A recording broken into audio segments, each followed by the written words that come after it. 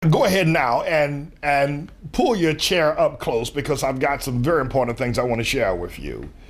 Um, Number one is this. Reports are now coming in since I did the Stacey Dash report that she has now decided to support and vote for Mitt Romney in the upcoming election. I decided to take a look at all the others that have also dropped Obama as a presidential candidate, as a messiah, as a hero, as the first African American president. Let me just run down a list of a few people. I want to prominently feature the Reverend Owens, who's put together a coalition of African American pastors, more than 3,000 strong, that have raised several issues against Obama and have led demonstrations as well, and will continue to lead a nationwide demonstration of churches, more than 3,000 strong, against the re-election campaign of Obama. We've also, and of course, Reverend Owens is an African American pastor, if that's a term that you want to refer to people as. E.W. Jackson, a bishop, has also raised ire against the Democrat Party, that all Christians and Jews should abdicate and abandon them in mass because of their heinous, if you will, blasphemous, if you must, political views. But Louis Farrakhan has also abdicated to Obama. Oprah Winfrey has left the campaign trail and no longer supports Obama. Maya Angelou has left the campaign trail and no longer supports Barack Obama. Cornel West has long since left the campaign trail. Tavis Smiley, as we are very much aware of, has also left the Obama campaign and no longer supports him. Now, this is just a few of the prominent, if you will, leaders from the alleged and African American community that are no longer supporting Obama, no longer see him as the Messiah, and no longer are willing to reference him as the first African American president. Now, there are a host of others, but these names I thought would capture your attention right away because they are very prominent in their position in politics and African American leadership. The thing I'd like to point up is that what they are saying and seeing, I suppose, it's not so much what they're saying, but what they're seeing now. And please forgive me, I'd like to speak this with all humility if I possibly can, and I ask the Holy Spirit to give me the wisdom to be humble in this matter. What they are seeing is what I saw, or what God showed to me more than 4 years ago, when I began to speak as loud and as emphatically as I possibly can against Obama. I began to lift up my voice like a trumpet and cry aloud and spare not. And I pointed out the reasons. I just wasn't irate about Obama, but I pointed out the reasons and what will be the consequence of a vote for Obama, and what will be the consequence of putting him in office illegally, and what will be the consequence of trying to make him the first African American president. I spoke as loud as I possibly could. A lot of people thought I'd lost my mind. They thought I was crazy. But what these now African leaders, African American leaders are seeing, I saw 4 years ago. Congratulations. I'm delighted that they have come to this understanding that Obama is not the first African American president, and he is certainly not one that they would want to support nor want to see continue in the office of the presidency as we understand it to be. But I think the other thing that we have to be mindful of here is that a large part of the reason that they are abdicating their support for Obama is not just because of his failed policies. I'd like to submit and suggest to you, were Obama a true black man, that America would love him and black people will love him as well. See, Obama's not a true black man, and that was the first issue that I raised going way back to 2007 on the John Gibson radio show, who, by the way, was the first one to present me to a national audience. John Gibson worked for Fox News, and we had a good relationship, John Gibson and I. I haven't talked to him recently, but all the best to John Gibson for bringing me to the national attention through the Fox News medium, which now I boycott. But not John Gibson, of course. I have the utmost respect for him, and to some degree for Sean Hannity, but it's mitigated how my respect for Sean Hannity is. But were Obama a true black man, America would have been blessed. America would have seen a coming together of the races, would have seen a unity, and would have seen an uplift and a great uptick in the behavior and mannerisms and lifestyles and outlooks of the total populace of black people worldwide. Were Obama a true black man? I understood clearly that he cannot perform that which he is unable and innately unable to do. A task was laid upon him by white voters that Obama was racially enabled and from his DNA was unable to accomplish. So therefore, he has failed and disappointed so many. These black leaders I just made mention of, they're pretty high-flying black leaders. You're talking about Oprah Winfrey, you're talking about Farrakhan, and a host of others that have left the Obama support bandwagon.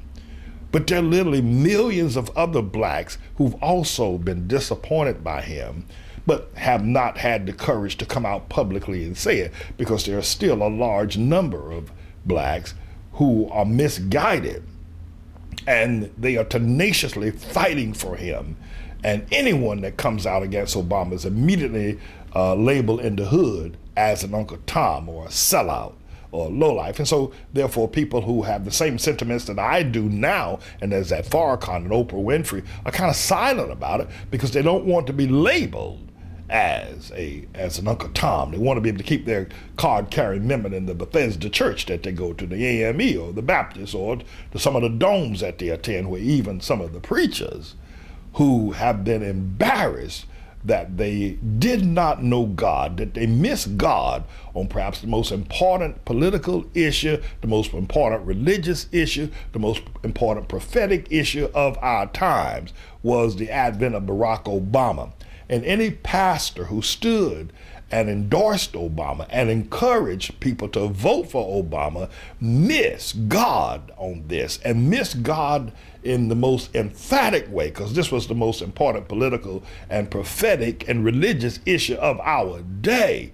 These pastors missed it. They did not read they did not hear from God, they did not have God nor the Holy Ghost directing them. So they spoke and promoted the devil. And I think every church goer ought to step back and look carefully now at those who promoted the devil to lead our nation. So blacks are leaving Obama in tens and hundreds of thousands by the day.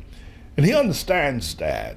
He's trying to work the Latino crowd and the gay LBG crowd to make up for the blacks that are abdicating him, that he might regain the presidency. But Obama could never be. If he were a black man, were he a true black man, he would have acted in such a way as to love America, had come through the process of metamorphosis that a politician would have had to come through in order to get to even be nominated. He would have come with an understanding of America and its great need for healing, and would have come with healing in his hands. Oh, it's possible. It's more than possible that a black man can be the president of the United States of America, but he's got to be one that first of all loves America. You can't be the president of this great nation if you don't love it. And Obama had long since cursed it. Jeremiah Wright cursed it. Obama cursed it. So I didn't have to be a great prophet or a political genius to see that how can anybody who hates America the way Obama hates it then love it and lead it? I mean, it just did not make any logical sense. It was totally and wholly and completely illogical to see Obama rise up out of Jeremiah Wright's church and then love America. And only through the process of love of this great nation could you have let it. So black people are now let down. They're let down further than they were now before the end of the antebellum period. It's a very sad day in the black community, the African American community. It's a very sad day. They have no further heroes. The division among them is greater. But you know, I believe out of this darkness was going to come a great light. Let's just keep praying. Let's just keep giving God the glory. Because I think that now what blacks and African Americans and Americans will do in general, they'll stop looking at blackness as some sort of a salvation. They'll stop looking at color as the way in which men ought to be judged. We can now have put the color issue to rest. Both the black and half white man, or the half black and half white man in Barack Obama, has failed us and failed us miserably. We need to go back to one of the old leaders of the black and African, the leaders of the American people, and that was Dr. King, who said, we ought to judge men by the content of their character and not by the color of their skin. So, bye-bye, Obama. Black people are jumping off of your sinking ship. Want to let you know you can listen to the Manning Report 24 hours a day, 7 days a week by downloading the Shoutcast app. And if you have a web accessible device, a web access device, download it and then punch into the search field Outlaw, and there you'll be able to get the Manning Report and can listen to it at any time on any of your web access devices. Now, of course, I recommend that you listen to the Manning Report while you're driving along in your automobile. You can just get a phone jack or a jack to go into your power source system if you have, I suppose, the cassette tape type of a configuration, or maybe there's some other configuration in the newer automobiles. I don't drive a new automobile. My car is from 2002, so I have to use a cassette and then it plug into my phone, and then I can listen to the Manning Report through my speaker system. But the Shoutcast app makes that possible with your iPhone. And of course, if you have an Android, then download the Win app and do the exact same thing. That gives you the opportunity to listen to the Manning Report anywhere at any time. And of course, by downloading the Shoutcast app, you can listen to the Manning Report while you're climbing Mount Everest. You happen to want some inspiration to go ahead and make it through the death zone, then turn on the Manning Report and listen to Manning say he is the quintessential American. This is the Manning Report. Well, that'll surely help you get you through the death zone climbing up Mount Everest. Or if you are just sitting around the house and you're tired of all the talking heads on television, don't want to spring for a movie over the weekend, well, turn on the Manning Report and listen to James David Manning go at it, tooth and nail, with a whole lot of people and ideas, and listen carefully to what the Manning Report is saying. In fact, you can listen to the Manning Report while you're driving along in your automobile with your main squeeze by your side. Preferably that's your wife, and let her listen to the Manning Report as well. Or you can listen to the Manning Report late at night when you feel perhaps a little down and you're wondering how things are going to turn out. There'll probably be a word somewhere within the Manning Report that will help give you strength during your time and hour of need. I'm James David Manning, everybody. Want to encourage everyone to listen to the Manning Report. Tell your friends about the availability of the Manning Report as well. As you know, we're live every day, 3 p.m. to 6 p.m. Eastern Standard Time. And, of course, we're available 24 hours a day, encore presentation. The Manning Report. All the time.